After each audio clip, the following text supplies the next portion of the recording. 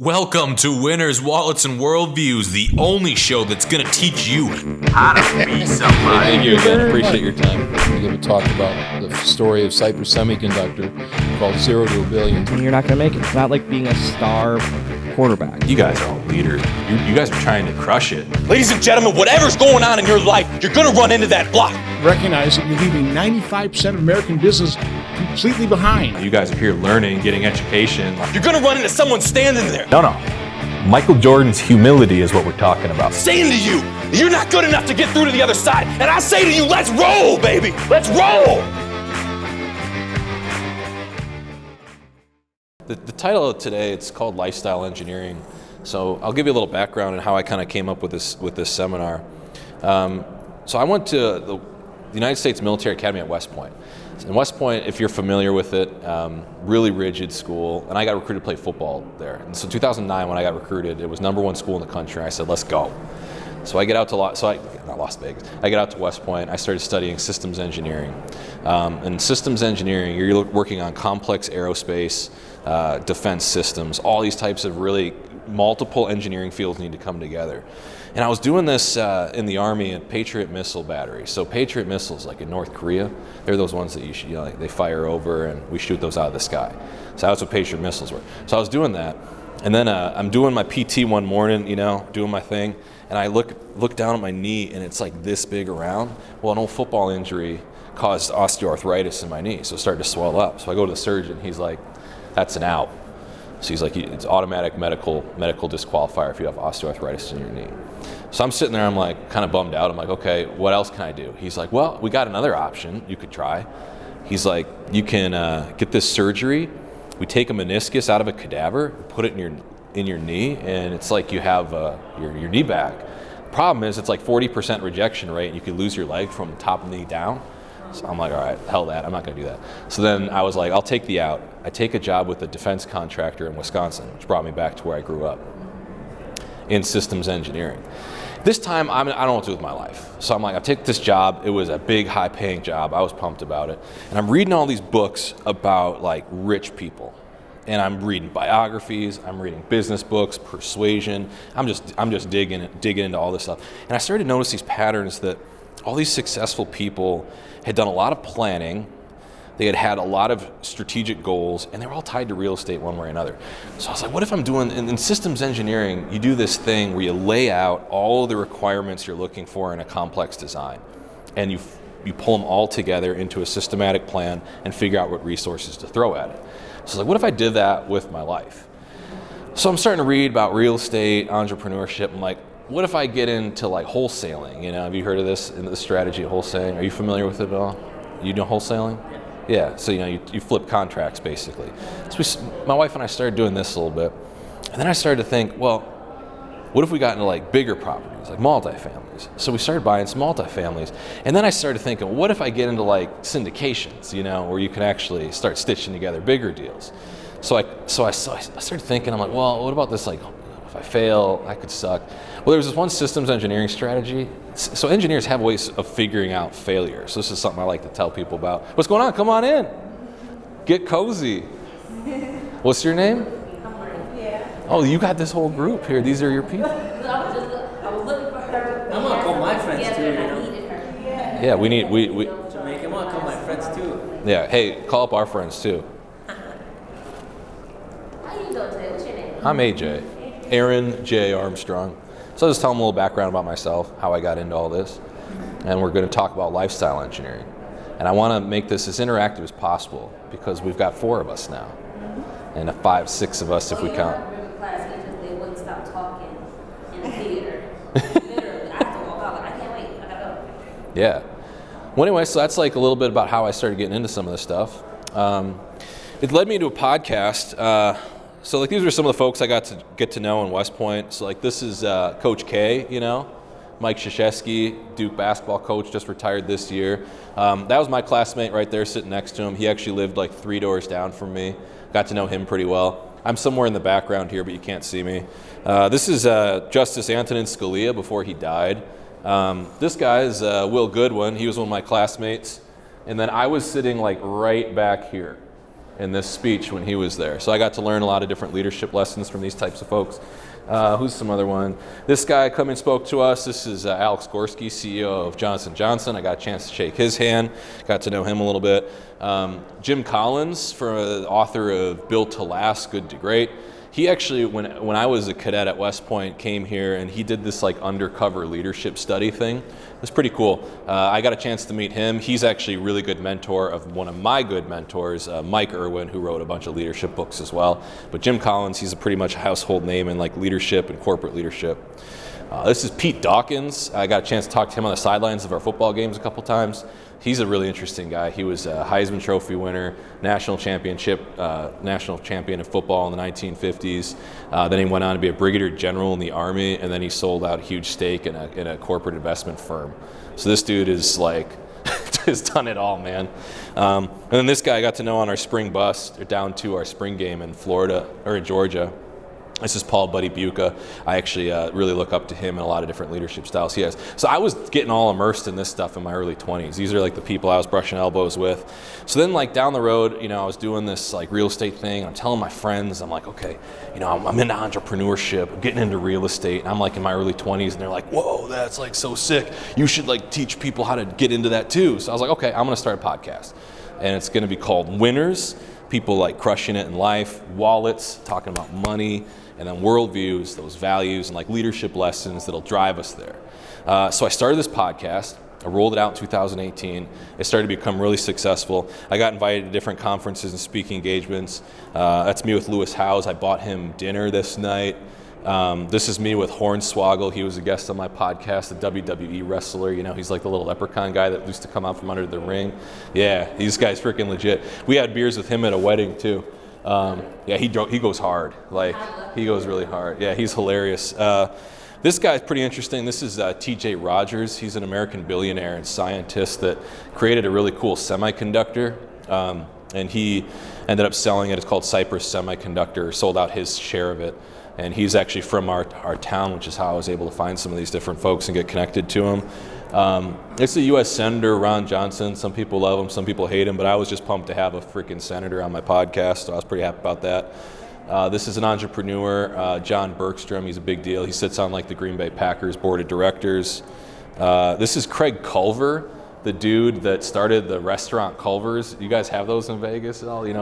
Yeah, they're like big, in the Midwest. They're freaking the butter burgers and the custard. Yeah, see, man. But he's like a legend by us. Culver's is kind of like the In-N-Out of the Midwest, or the Whataburger of the Midwest if you're from the Texas area. I get it. I get everyone's got their burger place. But anyway, this was great. So I got to learn like a lot of different entrepreneurship and leadership lessons from these folks. And I started to stitch it together into presentations like this and pull out those golden nuggets and stuff like that. How did you get these people to come to your podcast? Great question. You guys familiar with like podcasting at all, or how that works and stuff? Yeah, so like there's this guy, he read a book and he told me about it. I don't actually know, I didn't read the book. It's called The Power of Who. But you heard like the 6 degrees of Kevin Bacon or whatever? You know this in like sales. So the idea that Kevin Bacon did this TED Talk one time and basically proved through networking that at any time someone was only 5 or 6 degrees of separation from him through a person. So I started thinking about that. I'm like, who do I know that could get me a warm intro to some of these different people? And I was just kind of using this principle of like the power of who you know. So what I did was when I started this podcast, I was like, well, our local Chamber of Commerce is tied to some different local entrepreneurs that had these success stories. So I was like, what if I'll help you co-produce the show for this series? You guys can get sponsorship on it, and then you make the ask to these different individuals. So that's how I started getting these guys lined up. Hornswoggle, I just knew a guy. That's an interesting connection to prove out like the 5 degrees of Kevin Bacon. So Hornswoggle, so I know Hornswoggle. Hornswoggle knows John Cena. Like, he's friends with him. John Cena is friends with The Rock, and The Rock's friends with the president. So there's my 5 degrees to the president with that one. I know Ron Johnson. He's 1 degree from the president. So like there's, you can start to figure out that it's the power of warming up these different connections. So when you're thinking about networking, it's not like you're necessarily using people to get to one another, but you're starting to like keep people in your immediate network and kind of feed that together. So that's a great question. That's my lesson on the 5 degrees of Kevin Bacon, What other questions we got now that we're into the talk? So were your first podcast guests? Like when you, episode 3, episode 2? Like, That's a good question. We should look that up. So like, What made you want to do podcasting? someone told me that I had a really deep voice. So, everybody would tell you. so I was like, all right, like that sounds good on a microphone. And I'm like, this is your captain speaking, you know. So I was like, that would be cool. And I'm just like, I like learning. And podcasting is a great strategy because why would he talk to me if I didn't have a reason for him to? So I'm promoting him. He can like give back, and then I'm learning directly from him, and then other people are learning from it. And then now I've got his number. So like I'm actually trying to do a deal on a property that's like a $4 million deal, and we're trying to get developers into it. And he was a good dude, so we're calling him to see, hey, can we get you in on this? And it's been, hey, come on in. What's going on? So yeah, and then like this guy, you know, he's a billionaire. So I don't even know what to do with that kind of money, but like we were working with him on that same deal. And then we were also working with him on this like charity project where he's building a village of tiny houses for like low income families and stuff like that. So he's a pretty interesting cat too. But yeah, that was, so early guests though, back to the early guests. What I was thinking was like, who do I know that would do it? And I was like, what do I have working for me? So like, what are some of my strengths that I can build on? And I got this West Point network. So I'm like, I'll be able to get other grads on. So that Mike Irwin guy, my mentor, I had him on one of my earlier episodes. He started Team Red, White, and Blue, which is a big veterans organization that helps veterans through things like long distance runs and stuff, deal with post-traumatic stress disorder. And it's like in the nonprofit veteran community, it's like a household name. He's the Jim Collins. He's the one that knows Jim Collins. So like he was like one of my guests early on, and that was great. And I was able to snowball the guests into like one another. The other thing too is you can just like go on their websites, fill out the form, and a lot of times they'll just jump on, you know.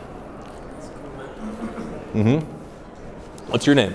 I'm Tiffany. Hi, Tiffany. Hi. How are you doing? I'm great. How are you? Good. So what are we talking about? I saw it said lifestyle engineering. That caught my attention. Yeah, it's about like stitching together. I got a definition here because I think everybody's wondering that. Here we go. Designing your life to fulfill your lifestyle expectations, your personal strengths, your passions, and finding marketability throughout your career path. So that's the idea. So this is basically lifestyle engineering in a nutshell. You've got, when I started out in engineering, I was kind of telling some of these guys, as I started to figure out you only have so many resources to invest into a project where you run into constraints. Well, what do we have in our life? You've got 3. You've got time, energy, money, right? So like you've seen some of these different graphics like this, you know, the young person that's got no money, the old guy that's got money but no energy, and then the middle life character, right? Well, I think at any time, at any point in their life, someone has 2 of these at least. So depending on which 2 you have, it can help you figure out what your life strategy is going to be, or even in a business. You might have a lot of momentum in your business but not a lot of money at the time, or whatever it happens to be. So a lot of these principles kind of work together. So like, for example, if you have time and energy, this would be a time to like get a self-education or go to college or be like a general partner in a deal where I'll do the work but bring investors to the table. Those types of things are strategies that you can employ if you have time and energy. Now, if we have like energy and money, this is where you can do things like outsource. So like pay some VAs to do stuff that you don't want to do, or pay some employees to do some things, or whatever, delegate these different types of responsibilities. And then if you have time and money, this is when you start doing like passion projects or things that give back, because passion is something that usually fills up your cup and gives you more energy. So those are like the resources you kind of have to work with. And then it goes into figuring out how you're going to apply those into a strategy. Do you have any questions on that slide? Previous slide?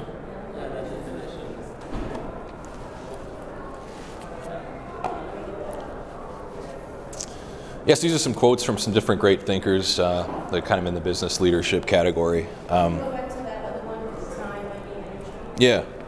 So, quick question. Yeah.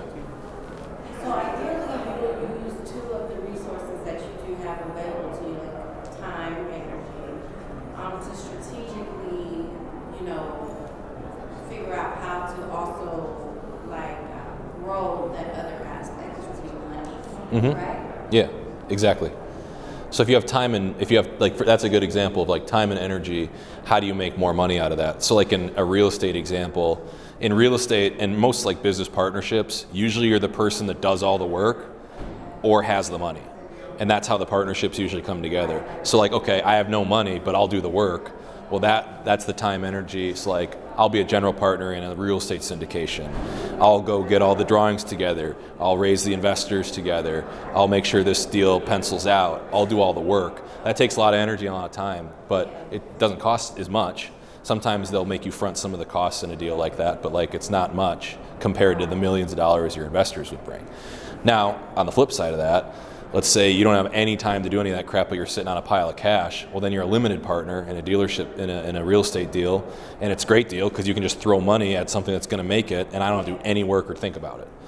So it kind of figures out what your strategy is going to be based on which resources you might have.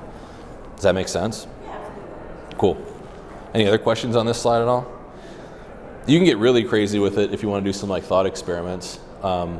Like the more energy you spend on something, the faster you can go. Think about running. You know, if I'm sprinting, I get somewhere faster, but I'm a lot more tired at the end of it, right? So that same thing kind of applies in life as well. Like you can kind of make things go faster if you just really go all out in it or spend a ton of time focusing on it or whatever it is. Yeah. And then you got to be careful of that, right? So you got to kind of like pace yourself. But if you've got a ton of energy, you can obviously move. You can hustle, and that's kind of the idea. So you got these resources, you know, we got to play with. Then it's about, this graphic I think tells it nicely, is how do we apply a strategy that we actually want to use in our life that is meaningful, that's marketable, and that we're actually good at. If any one of these is missing, you'll end up in one of the quadrants. So like, you've got your strengths, your passions, and what the world needs. If you don't have your strengths, you're not competitive. If you don't have passions, it's not going to be fulfilling. And if it's not what the world needs, it's not going to be marketable. And this is like tough pills to swallow, people, right? So like a lot of people are like, well, I'm really passionate about art, and the world might need it because people buy it, but you're not very good at it. You're not going to be able to sell much. Now you've got the starving artist. So that's why, like, if it's just what the world needs and passions, that's just a dream. Like it's really not going to go anywhere unless you're really good. Right. So if you're like, okay, well, how do I get really good at that? Go back to the first slide.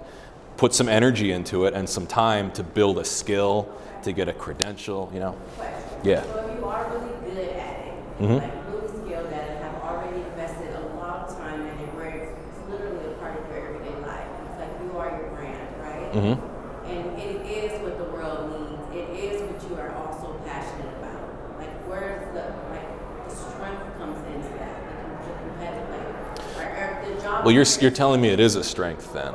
If you're really good at it, like you're an expert at it, like you're better than 99.9% of people at it. Like how good are you? Like that's your strength. You've got to be really good at it.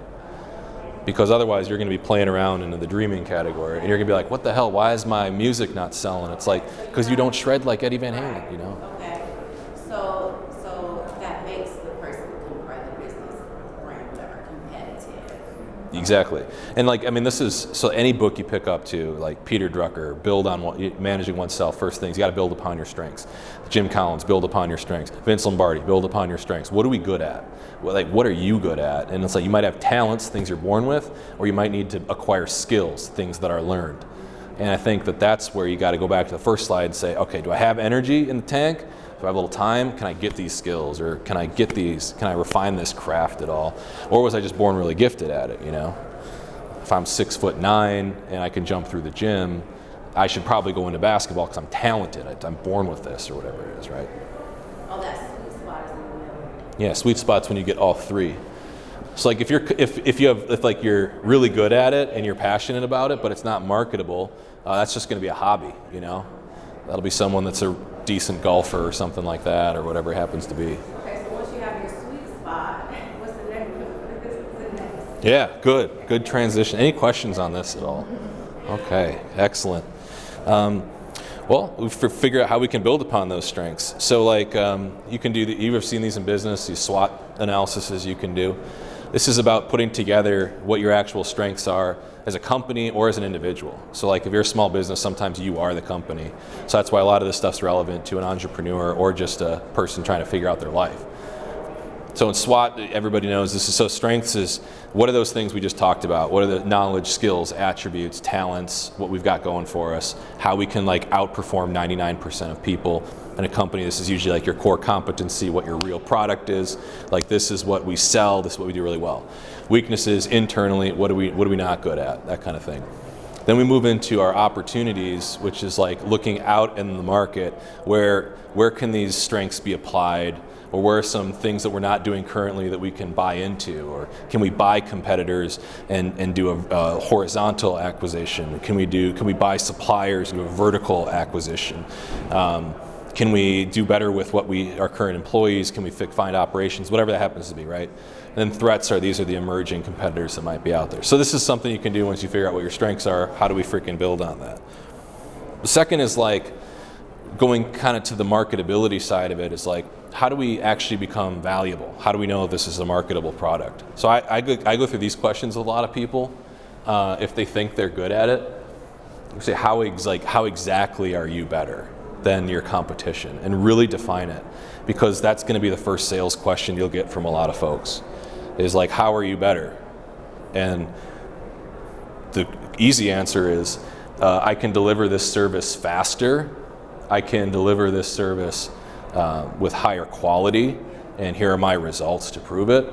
And I can do it, or I can do it cheaper, and the best is if you could do it all three, right?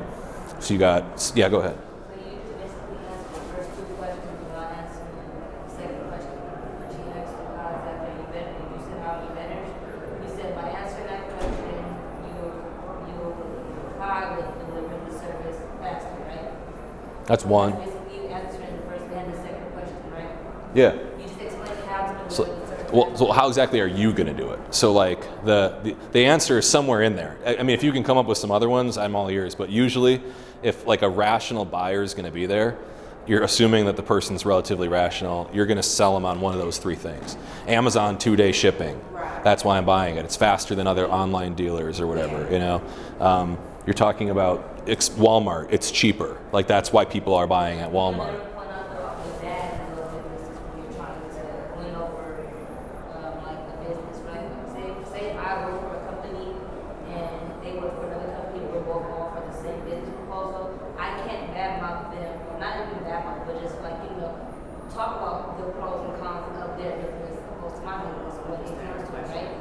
Why can't you?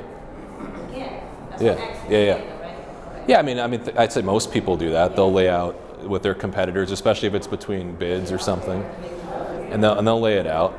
I mean, it might be bad business to do that all the time, because like a good soft sell could be like, hey, you know, they're really good at this, but what you. No, not because they're better. Because they have 2-day shipping, they're faster. Walmart. Yeah, so they're not necessarily better. But if you want to, yeah. I see both perspectives, like how you can do why you want Amazon and why somebody wouldn't want Amazon. I see both ends of it. Mm-hmm. So I see both ends of it. So then why don't you like Amazon is because of the low quality, right? So that's what the last one is, or are you better, right? That's so there's quality, time, and money. And that's what we're kind of looking at. So like, can I be faster, better, or less expensive? And if you're all three, well, that's a slam dunk. That's kind of like iPhone, right? Is like, there's a reason celebrities have iPhones and third world countries have iPhones. It's because it's the most cost effective, best use of a product, and they're easy to get and that kind of thing. So that I would go through these questions with like your business or yourself and figure out like, what are you going to lean into, you know? Is it speed? Is it charisma? Or what you got going for you? And then it's just kind of like setting these goals. So like we got some guys in the ad business right here. Right? Get it. But it's about like how you're going to actually execute and market these different strategies by having a different end state or a goal in mind, so you know when you've arrived. That's what I was digging at earlier with you, is like we wanted to figure out what's your end state. Is it Is it a money number? Is it a lifestyle that I'm trying to achieve? Is it having a certain amount of time I don't have to work and can just mess around with doing other things? If it's all three, let's like define those, because that will make it a lot easier to come up with a strategy. So we can go through that exercise if you want to try it. You said, what, 10 million bucks, I can have generational wealth. You have a timeline in mind, because that's going to change the strategy. If it's like I need $10 million in 1 year, we have a very different strategy than I need $10 million in 25 years. So having that timeline associated with it is extremely important. In 1 year, if I need 10 million bucks, I'm selling a lot of real estate. I'm not messing around on my phone much. I'm probably getting into different types of deals that are capable of producing that. I'm selling a very specific type of real estate that's going to be in that market, and that's going to totally transform my whole strategy. If it's 25 years, I might be able to park my savings into, an investment account and let it grow into something, So it's a very different strategy that you could do. So that's very important, is defining that end state. The second is how you want to market. So these are kind of three different general marketing strategies. And you can see that a lot of this kind of became popular in the last like 7 or 8 years, is the value-added marketing. Stuff like this, where like I'm going to give a presentation. If you guys like it, you'll call me up and we'll do work together, right? That's a value-added marketing strategy. There's inbound marketing, so this would be like SEO, being top of Google, having a solid website, or having content on your website that's valuable or interesting, and then being present on social so it's really easy to find you. So that's kind of like your inbound marketing, your value-added marketing. And then you have kind of the classic marketing, which is your interruptive marketing.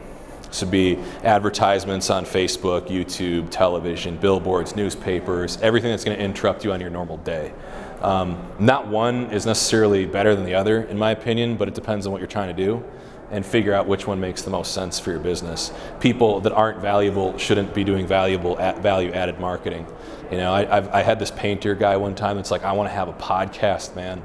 He's like 21 years old or something. I was like, I want a podcast. I'm like, okay, well, like, give me some of your stuff. And his content was pretty crappy. So I was like, you probably don't want to do a value-added marketing approach. Maybe, just do something like have a really good website, which most painters don't have in our area, because they're just contractors that get their business word of mouth.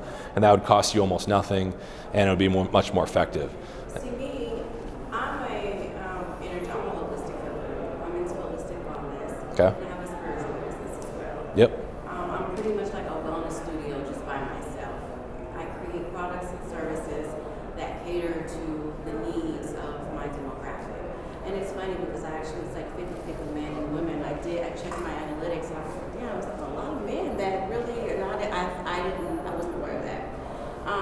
My value-added marketing is really strong because I do add value to these people's lives, but it feels like it's not paying off. Do you understand what I'm saying? So that's where I'm kind of stuck. Like, what type of wellness exactly is it? Is it like coaching, or is it like It's coaching. Okay. It's coaching. I'm an energy healer, so I create specific products that help with that. So I don't know if you're familiar with what Reiki is, energy healing, so I'm a Reiki master. I also do tarot reader as well, an intuitive life coach. Yeah. But then I also create jewelry, or beads, healing, and oils. So there's a plethora of tools that I have to offer depending on the need of my clients. Yep. And the I get it. spiritual or wellness arena. Yep. Because I'm a certified holistic health coach, and so I've also, studied that in addition to that's just how I live my life. Yeah. So I I am my brand, and I think that speaks volumes, and my experiences on top of my services and my products. I think my experience is what is the value added marketing aspect of it. Well, I think what you're hitting on with is the idea of how do you define value, which is hard to define, right? Yeah. So like when you're doing something that's a relatively subjective field, how do you quantify the results? And I think everybody has that same problem, not just you. Yeah. So like this is where let me ask you this: what's the end state of, if you've worked with someone like one of your best clients? It's really at the end of the day, my business is primarily spiritual based. Sure, but what's the what do they feel? That's what I'm telling you. So after working with me, or even just communicating with me, or dealing with me, or following me, or interacting and engaging with me, they become more in tune with their self, their mind, body, and spirit, as far as being aligned spiritually. Whereas it helps them, you know, in their life path or what direction they want to take. They learn their own strengths, right? Okay. They learn that they're pretty much their own healer within themselves, energetically. So now explain that to someone that doesn't understand anything about spirituality. I don't understand that. Really? So here's how. See, and that's the thing, because my demographic is what I would say. They are not. Some of them are already living that lifestyle on that path. Some of them are just now getting into it. So if they live that lifestyle on that path, what are they living like? Like, what are some things that if their friends and family notice about them? Oh, they're just on a path to ascension. Sure, but I'm talking about, like, if one of your clients has been working with you for a year and they're doing great, and they come to the Thanksgiving table the next year, what are the people in their family going to notice about them? Oh, they've made certain personal changes in their life. Like what? That enhance their. Yeah, but how do you? Like, well, like. You know what I know a little bit about what you're talking about. Yeah. What you'll see is that like they're more open-minded to like, Perfect. It cleans their inside out. Yeah. But it's probably going to manifest itself into like different types of emotions that they're experiencing, different types of being understanding, wiser, more intelligent, more intuitive, all sorts of stuff like that, right? Yeah, definitely. So now you're connecting, because part of your program is to teach. Yeah. So you need to figure out the result in layman's terms to tell them, and that's going to be how you communicate your value. So you might be able to, but like you could do things like your testimonials, you know, having types of things like that, or having different results that people have achieved in their life, because we never spend enough time selling results. You try selling the product, you try selling features and benefits, you don't try selling results. People buy results. You go on Yelp and see 5 stars, you go to the restaurant, you know, like everybody's that type of shopper. Research results. Yeah, so like, invest my money in it. so if you're like investing marketing stuff, make sure that you're investing into things that communicate results. And then quantifying results. Like I've had 27 different clients come through in the last 3 months, and all of them have seen a 100% increase in energy level or something. I don't know. Come up with like numbers that describe what you're talking about. Now, how do you come up with energy level? I don't know. Maybe you have a way to baseline it and a way to measure it. And getting into that to where on the top of your website, whatever, 35 businesses helped or whatever it needs to be, you know? It makes sense. Yeah, that was where I had a block. And like, how do I quantify that? Like, how do I quantify that into data? You know, like testimonials, I have that, but then I know I need to be able to reach out. So what are they saying in your testimonials, though? Are they just talking about like how they feel differently? Or learned. It's really what they've learned. yeah, so my memory retention has improved X amount. Like even something like that, like yeah, it's not exactly what it is, but things like that, people are like, oh wow, they're going to be wittier, they're going to be more engaged with things, they're going to be more present in conversations, which is... Yeah, go ahead. You need to base it on numbers. Like, Yeah. he's an engineer in his background, so my suggestion to you is when you come up with a new client, do a baseline of questions. Okay. Quality of life, level of happiness, from 0 to 10. They may Wait, start hold us on. at 2. Hold on, I'm sorry. Can I request you? Okay. Sure. I'm just making a suggestion for you, Okay. okay? So you need quantifiable data in order for you to sell results. You can't just say they got happier. So Yes. you may ask them a bunch of questions that you should establish. Okay. Like, for instance, quality of life when they come in and have a shitty life. It could be like, you know what, I'm starting as a 2. And you could be in your results. After a 4-week journey with me, spiritual journey, ascension, whatever, the quality of life went from 2 to 6, which has really improved by 300%. So you start giving people data. Happiness level, you know, are they happy or they're not happy? You know what, I'm at 3 today, sometimes I'm at 4. Okay. Tell them to give you a number when they first come in with you. Tell them to give you a number after you heal them with the process of healing. And then you can put percentages to those. So if they go from 2 to 4, you don't say they went from 2 to 4. In your website, you show I've increased 100% the level of happiness of this person. Yeah. See, people understand numbers. Client survey indicated X, and then they're just like, oh, okay, now it's real, right? They understand results, is what he's saying. You have to put a scale, and a bunch of questions, come up with 5 to 10 questions that that really level of fear. This person came in with 9 in the fear level, and then they went down to a 3-level scale. Like, you just have a bunch of questions, set them up a base, and then do your thing, and give them a number. I appreciate that. Thank you so much, because that is what I was struggling with. And one of my, I call her, I don't, they're clients, but they're my spiritual sisters, right? She suffers from like paranoia or anxiety when it gets really intensified. Yeah. Just because she has a kind of fear-based mindset. And I've been working with her for a while, and she has improved dramatically with... Ask her the question, what was she when she came in? She's going to give you a number? Because she's the only one who can determine the number for you. And then ask her, how does she feel now as a result of you? Thank you so much. I appreciate that, because I was stuck with that. Yeah. Like, I didn't know how to, market that. You know what I'm saying? It's like I can't market my product. Well, you do a lot, you can just tell you're really intuitive, and you do a lot of stuff based on that. So you've got to sell to the opposite person who's going to be logical. So you need to be able to quantify these different things with creative measures like surveys or whatever types of results. You could probably count how many clients you've had. If you've helped thousands of clients, that's a number you can throw on there. Versus if you only had 5 clients, it'd be something you could do with a survey. So you're always trying to make it look really good. Yeah, I have so much data that I haven't been using to my benefit. But now that I am aware, I'm definitely going to go back and do more work. Yeah. Put it all together. Heck yeah. What else we got? What are questions? I'm thinking, I feel like I got another one for you. Let's go. What's up? So with engineering, not even lifestyle engineering, just in general, is it black and white, or is there gray areas?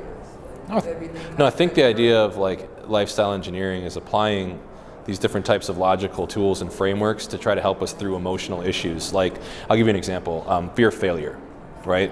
So everybody has this fear of failure. If I launch a new business or if I take on a big risk, what's going to happen? And it stops us in our tracks dead with a lot of fear. So there's a very specific way of how to solve that in engineering. And it's actually called, they make a matrix where there's one side of the matrix is severity and the other side of the matrix is occurrence. So if this failure were to happen, if I want to buy a house, what's the end state of the worst case scenario? And you plot that on a scale of 1 to 5 or whatever it is on severity. And then you also do the same thing with occurrence. How likely is this thing to happen? And when you plot it out on an actual chart, you can start to figure out which strategy you want to approach. So for example, if something's very high in severity and very high in occurrence, meaning it's very dangerous and it could happen and it's very, very likely, then an engineer would take that and say, we need to redesign this component. This could kill people, this could be very dangerous, we need to come up with a new strategy.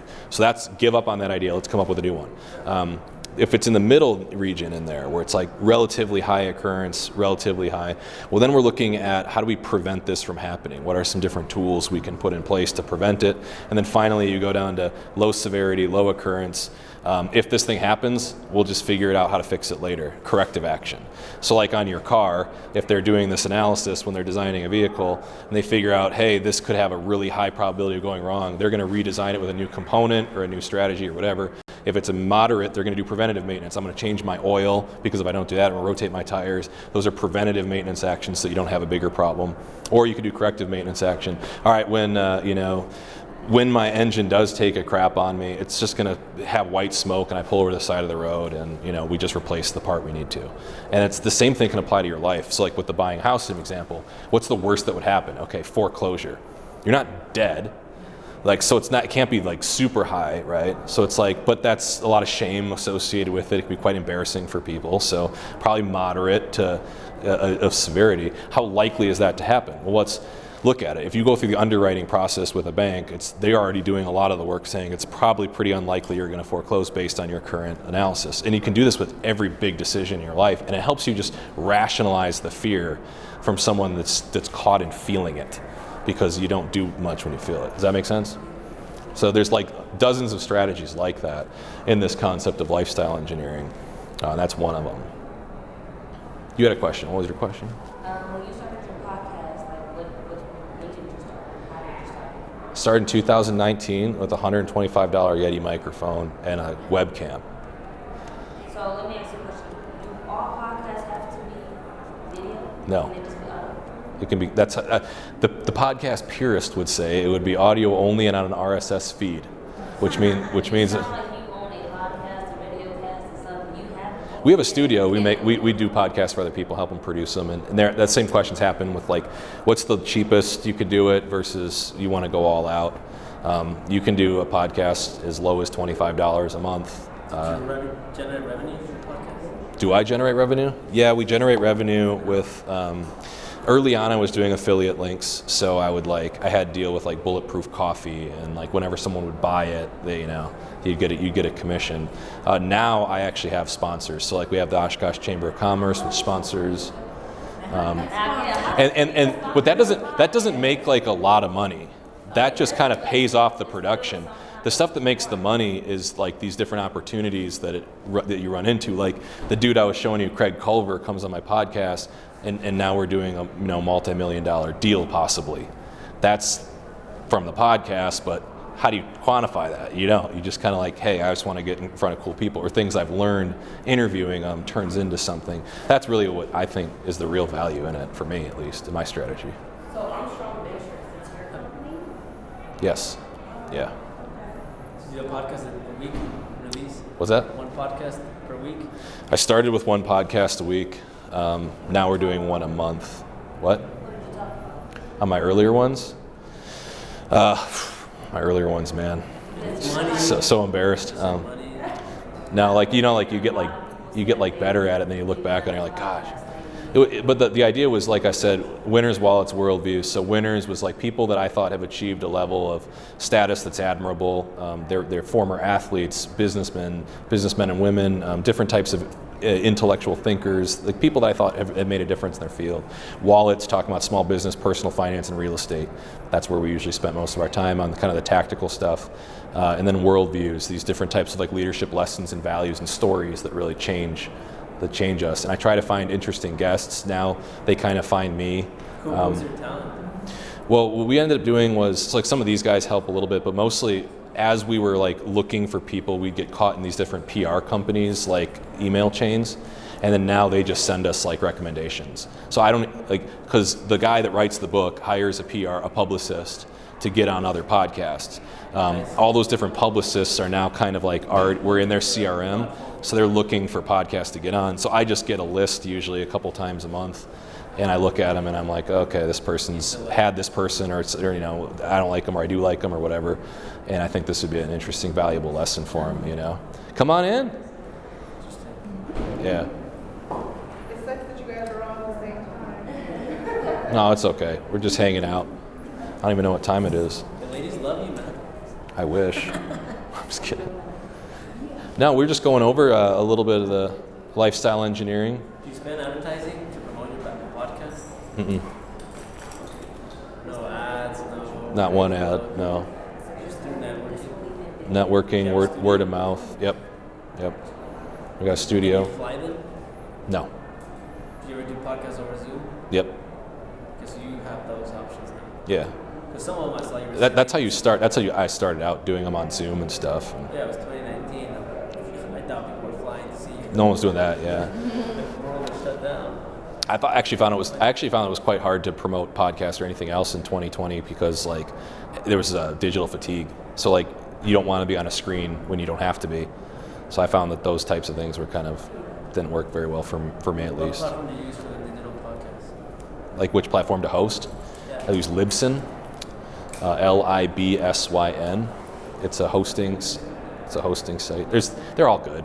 A bunch, right? Yeah, Podbean, Libsyn, Anchor, Riverside. They got a whole bunch of them. They're all good. They're all. There's not like, I don't say there's a serious advantage over one or another. Most is just like user preference, how many people you have using it, how many users and stuff like that. Yeah. What questions you guys got? I guess we got. So podcasting do you think that was more beneficial than how you were starting before? Like what, other than someone telling you about your voice, what made you like, okay, podcast is my go-to, or it is what I want to do? Well, you got some results early on, so like you could see downloads that were doing well, shares, different guests. Honestly, the biggest result for me was like, for example, early on, this guy messages me on LinkedIn, which is a platform I wasn't really marketing on my podcast, and he's from the UK, and he's like, bro, I just listened to like the last 25 episodes you put out. and it just changed my life. And I was like, I'm just sitting in a freaking bedroom, you know, with like a Yeti mic. I'm like, I changed your life. All right. Like, I don't care how many downloads, like one person was able to pull themselves together and make a difference and feel inspired. And I was like, this is working. So like, you know. So I've been hearing about podcasts all day, and it's not the first time I've heard about a podcast or was told or what's the word that's not told? What is the word? It's like when you give someone advice without giving it. Suggest. That's the word I was looking for. I was suggesting that I be good at podcasting, and I thought about it, and I'm like, what comes with podcasting? Like, what do you benefit from podcasting? Lots of different things. Like for one, networking. They're not going to normally talk to you, but you're giving them a platform. Right. Like authors, speakers. Why would they want to talk to me? They don't care about me, you know? So there's that. Exactly. The second one is like, yeah, if you do get a little bit of following, you can promote your own classes or trainings or books or products of what have you. You get sponsorship revenue. Yeah, you can get like, you know, affiliate deals depending on what you're doing. Especially if you're in like a really tight, depending on what your niche is. Like, I feel like I think I know my time. I'm a female, so of course it's easier for us. Like, we gossip, but You know what the number one podcast is in the world? a gossip podcast. Yeah, it's the and girl. that's exactly what I want to start. But it's not just any gossip. It has to be a certain type of gossip. I don't care for certain drama. Like drama. you could just. You know who Shakari Richardson is? I know a YouTuber that. Her daddy. But not a lot of people do it. Yeah, I know that podcast. Yeah, that Barstool one. Yeah, that was a big falling out with it. Spotify. Yeah. Weed is legal. She's over 21. I think she paid a lot to get out of that though. She But wait. I feel like if I had a podcast like that is something. Do you have any questions at all? You came in a little late, and we're just kind of chilling, but It doesn't just hanging out. It's more Yeah. about lifestyle engineering. There's a lot. We talk about a lot of stuff. Yeah, nice to meet you guys. Have a good day. Thank you very Yeah. much for your nice meeting you. No, I appreciate you guys coming in. Follow your podcast. I found Oh, great. Thank you so much. Of course. You're still making podcasts? Yeah, we do one a month now, or I do one a month. Became too much work to just keep up with, so it's a good rhythm now. What's your main focus now, as far as career-wise? We've been doing the venture project. So like in 2020, I was like kind of sitting on my hands. I was getting most of my business from doing stuff like this, and then I was like, obviously all this is gone. So I was trying to figure out what I was going to do, and I was like, well, instead of going to people to help them with their businesses and help them grow, what if I could bring them to me? So I was walking past this office space a couple 100 feet from my house, and I was like, I bet office space, everyone thinks it's going to be dead, but I was like, you know, we'll get through this pandemic thing. I think it'll be back. And I was going crazy at my house. I mean, there's got to be other people there. So all these ideas came together, and I landed on a co-working space and incubator concept called the Venture Project, which was there to inspire people to start businesses like wherever you are, like right where your feet are. You don't need to go to Hollywood, LA, Wall Street, whatever it is. You can spend time right where you are, and you can make a difference creating revenue with the people around you. And that was the idea behind the Venture Project. So I started that in 2021. And then it was kind of like a way you could funnel people into the space. They could rent the space, offset some of the mortgage payments. And then you would have these different ideas pop up. Different entrepreneurs would come in with concepts in all these different industries, and then we could get involved. I just partnered with a robotics company that came through our space. We've had multiple other opportunities to partner with some of these folks who need like venture capital or other things. And then if they can't afford it or don't want to give up equity, we'll have a consulting fee, and it's just kind of like a pipeline into my business in that way. We have a studio in there that I use once a month for our podcast, but we also have tons of different companies we produce podcasts for. That just was like an accident, and that's like a major revenue channel now. Did you use your own company when you first started, or did you help someone else's? Yeah, I was just starting my own thing. I was working a full-time job as an engineer, and then I was buying property. And then I had Armstrong Real Estate Group, which was my properties holding, and then Armstrong Ventures, where I was going to like see if this podcast turned into anything, and then have like a call to action to do consulting work. Because at the time I was like, well, maybe small businesses would want to be able to pay a smaller price to have someone come in infrequently, help them out with stuff. And that kind of worked. And then it turned into just people who liked my podcast asked me to come give a perspective on something. And then they'd ask me to speak at stuff like, you know, these types of things. But, yeah. You have a real estate property, and then you host your companies within that real estate property. Is that what the incubator is? Yeah, the incubator is not under that company anymore, or never was under that company. But I bought the office space under Armstrong Ventures. So You own the building. I own the building. Yeah. And you sublet it to your own company. I sublet it to different offices, which are like an insurance agent, a lawyer, a financial guy, a staffing company. All these companies kind of complement the entrepreneur, and then the entrepreneurs have a much less payment at like $50 a month. It's like a gym. They can come in, hang out, work, grab coffee, bounce ideas off one another. And then we just like organically come up with ideas and shit. And sometimes they need money, or sometimes people, they'll help each other. They'll do deals with each other sometimes, or they'll just want a spot to work and just drink coffee. And it's really fun. Like, people are subscribed. I have like 50 members. Yeah. So we have like 50 members, and five or six of them are the office members, and they can rent like a cube or a dedicated desk. Then the rest of them just kind of come in ad hoc, work on whatever they're working on. We do get some like remote workers, but most of them are like entrepreneurs that are starting something. Locally, obviously. Locally, yeah. So you get like a lot of like mom and pop shops and stuff. Like I've helped like hair salons, like a boat taxi company, like stuff like that. Do you promote that? Yeah. Building? What's that? Do you promote that building, or how do they hear from you? Yeah, it's How do called. they go enough to we work to you?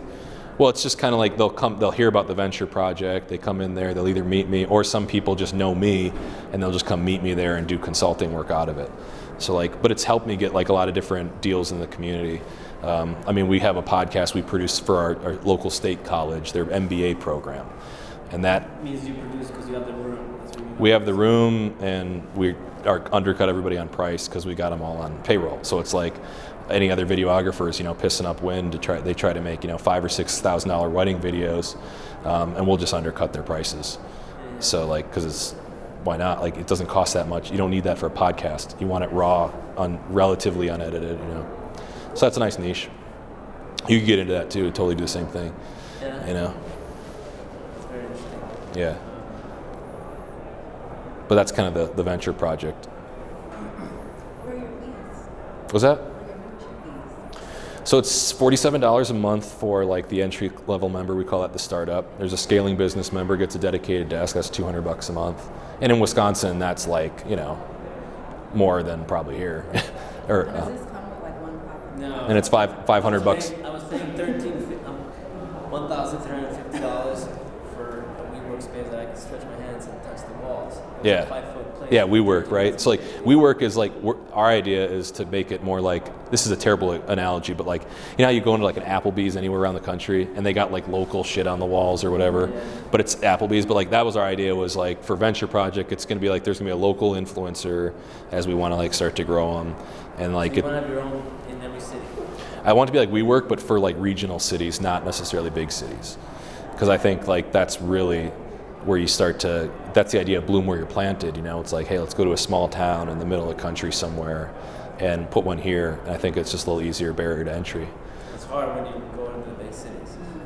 Yeah, because it just gets expensive, and then you got to be more accurate with things you don't know about. This was really easy for us. It's like, because we just got the community connections, and I mean, People. yeah, and it snowballs faster because you get traction when you know the people, like physical people. And I always tell entrepreneurs, like they're always like, yeah, man, go to the moon with this or whatever. It's like, hey, if you can't sell this to your neighbor, you can't sell this to people in your immediate circle, how the hell are you going to sell this to anybody else who doesn't know you? So like, start there. Like, let's try to actually get some traction. So I'm a huge advocate of like snowball strategy with entrepreneurship. Get some immediate traction, reinvest the earnings, allow those earnings to kind of grow your next move, and just keep 10xing your retained earnings as you go. And that's really the art of it, instead of like a lot of people just want a big ass check from a VC firm or something, I've seen that just flop so many times. Like I was telling Wyatt earlier, I'm like, I think that's just like a long, painful death, instead of just like getting failure right away, which was like, if you snowball, you'll know quickly if it's a stupid idea because no one's buying it. Or sometimes you can talk a VC into dropping you $1 million, and then you invest it into all this shit, and then 5 years later you're out of money. And so it's like, I'm really bullish on snowball approach, but that's me. Not against VCs at all. We work with them all the time, but still. Yeah, you wouldn't turn down $1 million. I mean, yeah. But it's not like you're keeping it. You're gonna, because the other thing too is, okay, like I give you $10,000, or as an entrepreneur, let's say you somehow save $5,000 to $10,000 for your business, and then you were able to multiply that into 100,000. Like that shows that you're able to like save and reinvest, and you were able to like make something with 10,000 versus like you give a random guy you don't know $1 million. You don't even know if he can 10x that. The $10,000 guy 10x'd it. Yeah. What? Most people wouldn't know what to do with $5,000. They got these Main Street bounce back grants in our state, and they got these like ARPA money coming in for different state programs, and they didn't even know what to do with it. I'm like, show that you can make money with that. $5,000, a good entrepreneur should be able to make that work. That's all you need. You should be able to double it. No shit. I can spend $1,200 on a lawnmower right now, and I can go mow lawns and pay that off. Like you should be able to make money with something at least like $5,000, you know. Yeah. And some people could do that, you know. I don't know. So what's a 20-year goal for you? I'm trying to make movies. Huh? I want to make movies. You want to make movies? Yeah. What kind? What are you Like, talking about that? like blockbuster movies that like hit at different levels. You want to be the next Rocky? I don't want to be in them. I just want to make them. I want to produce it. We met a woman earlier in there. She's like a movie writer and movie producer, and she wanted to be like, no, I've never met anybody who's written a movie or wants to talk to a movie. And Well, so like I wanted to do that my whole life, and then like I was 22 years old, and I was like, okay, I went to West Point. There's got to be like a movie maker in our network somewhere, right? You know, who do you know? So I found this guy. His name's Rod Lurie. He made the movie. You might have seen it on Netflix, The Outpost. He made the movie. It had like, you know, Scott Eastwood and a couple other like big name actors or whatever. And then he's done a bunch of movies like that. Last Castle, Mark Ruffalo and Robert Redford were in it. Like all these. So I'm like, okay, I got to meet this guy. So I find his email address in our database of West Point grads. And I sent him an email. I'm like, hey, I'd love to meet up with you. He's like, where are you at right now? I'm like, Fort Sill, Oklahoma. He's like, I'm actually going to be in Oklahoma City next week, Monday. I look at my calendar. Monday is a federal holiday. I'm like, let's go. So I go up there. I meet with the guy, and I'm like, I want to make movies. Like, what do I need to do? He's like, we talked about fantasy football for 70% of the conversation. I was going to get engaged to my wife that night, and the rest of it was him talking about don't get married if you want to make movies. And I was like, okay. And then the 5% he gave me was gold. And that was three things. He's like, one, we're in an age right now where you can self-produce. You can throw things on YouTube, you can show value content, and you can micro-budget films and hopefully get some attraction or get some attention, get some awards, whatever. He's like, that's one path. He's like, or I know Harvard MBAs sitting in the mailroom at CAA right now that if they're lucky, maybe someday, they'll brush elbows with a productions assistant, and they might get their script in front of somebody just to read and throw in the fucking garbage. That's what he told me. I'm like, okay. He's being honest. And then he's like, the third option is you can know somebody, and you know me, but I don't effing know you. And I'm like, okay. He's like, but you know me, you know. So he's like, so maybe, you know, I'm filming a shoot in New Mexico or whatever. Maybe we could meet up and you can get to know me over the years, and maybe I can help you out. But if you pitch me anything right now, it's illegal for me to take any solicitations. So I was like, so I look at all three of those, and he's like, and by the way, he's like, if you get married, take that ring off in every single meeting you have. You'll never get hired anywhere if you have a ring on your finger, because they don't want a person that's a family man in their business. They want someone they can just beat around, and it's just a whipping post and all this shit. And I'm like, well, I'm getting engaged to my wife tonight. So like that's not going to change, you know. And still want to do movies after so he told me that, and I'm like sitting there thinking, all right, I'm going to do the self-production phase. I'm like, this podcast is going to start. We're going to teach business lessons, life lessons, and it's going to grow 20 years into a somehow we're going to have an over-the-top media streaming company, like a Roku channel you can go on that says Armstrong Ventures or some better shit, and you're going to click on it, and you're going to have movies in there that are self-produced that are going to hit different. It'll be educational, but you're not going to know it. You're going to like think it's a blockbuster film or something, and little kids will like it, but then it'll have value at multiple levels, you know, like a Christopher Nolan film or something. Wow. Anyway, so that's my PBD? 20-year goal. Do you follow PBD, Patrick Bet David? Yeah, kind of like his valuetainment stuff. Yeah. Well, he started as a painter or whatever, like him in the podcast. But that's his end goal, like to build up an empire that's going to compete against news, shows, the whole thing. Yeah, I'd love to have something like that, you know. But that's a good goal. Yeah, but like, you know, you go to a good movie and like you walk out of there and you're thinking about it all the time, and it kind of like changes you a little bit. That's like that's a good movie. It's not just trying to get clickbait and watch, but actually like change people, you know. So anyway, that's my spiel. You guys, good to know. If you want to connect with me, that's all my stuff, I guess.